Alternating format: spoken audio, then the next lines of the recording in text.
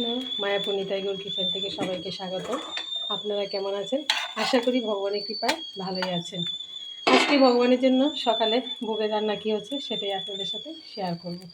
এই যে এখানে দোসা হচ্ছে, একটা দোসা হয়েও গেছে, নামিয়ে দিচ্ছি। আর এখানে হয়েছে চাটনি।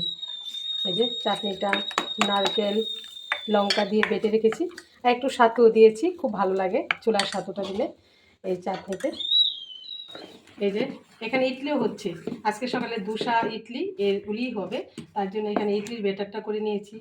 সিদ্ধ চাল, ডাল, বিউলির ডাল দিয়েছি, মেথি, তারপর এখানে একটু সাবু দিয়েছি। সাবুটা দিলে কি হয়, খুব সুন্দর সফট হয়।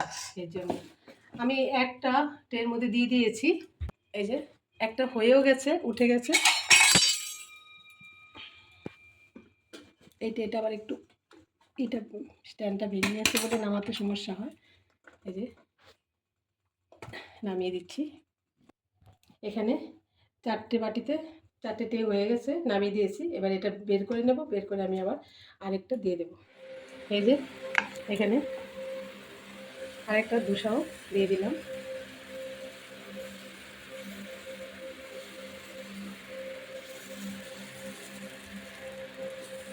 দোসাটা খুব সুন্দর হচ্ছে, একটা হয়ে গেছে আর একটা হয়েছে।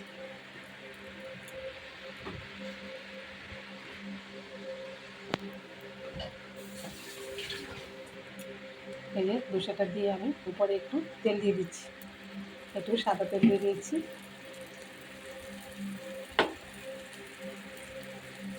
এটা একটু সময় দিতে হবে যাতে করে নিচটা খুব সুন্দর হয়।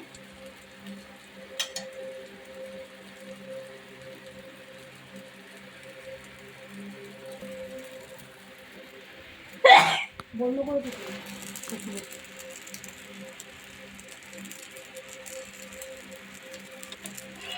এই যে এখন দিয়ে দিচ্ছি দোসাটা, দেখুন কত খুব সুন্দর হয়েছে। এই যে এবার নামিয়ে দিচ্ছি, আরেকটা দিয়ে দিচ্ছি। এই যে এখানে আমি আরেকটা দোসা দিয়ে দিচ্ছি।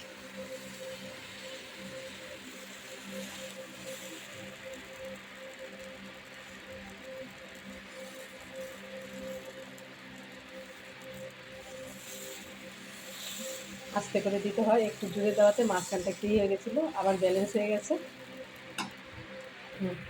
এই যে সবগুলি ইডলি তুলে নিচ্ছি।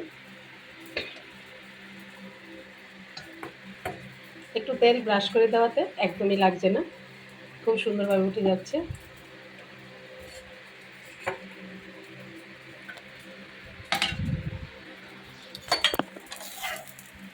এই যে এখানে দোসাটা হয়ে গেছে, রেডি হয়ে গেল দোসা আর ইডলি চাটনি। এরকমভাবে আপনারা ঘরে বানিয়ে ভগবানকে ভোগ লাগিয়ে প্রসাদ খাবেন। আজকে ভিডিও এখানে শেষ। সবাই ভালো থাকবেন, সুস্থ থাকবেন। আবার দেখা হচ্ছে পরের ভিডিওতে। হরে কৃষ্ণ।